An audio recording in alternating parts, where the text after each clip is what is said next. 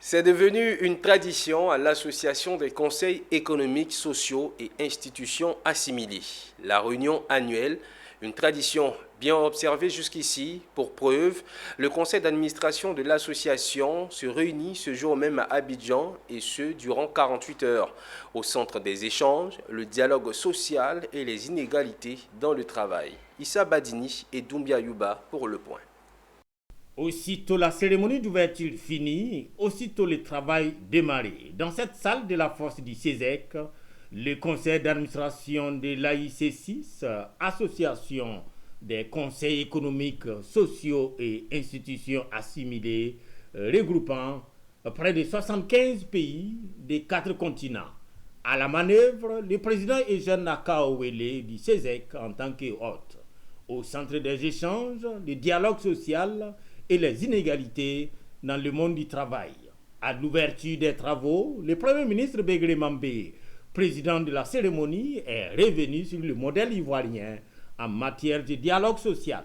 Au titre d'un fonctionnaire et agent de l'État, le gouvernement de Côte d'Ivoire, après plusieurs mois de négociations avec les partenaires sociaux sur les questions liées à l'amélioration qualitative des conditions de vie professionnels et travailleurs, s'est engagé, à travers le renforcement du dialogue social, à poursuivre l'amélioration continue des conditions de vie et de travail des fonctionnaires, dont le coût s'élève à environ 2 milliards de dollars sur 5 ans.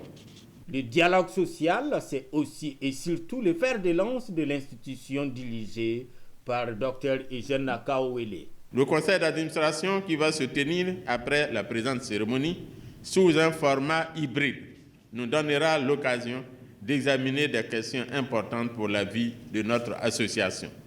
Il ne fait l'ombre d'aucun doute qu'au sortir de cette rencontre décisionnelle, des propositions concrètes seront faites et constitueront des axes importants qui feront l'objet d'échanges lors de l'Assemblée générale qui se tiendra dans le courant de cette année 2024 en République populaire de Chine, à Shanghai.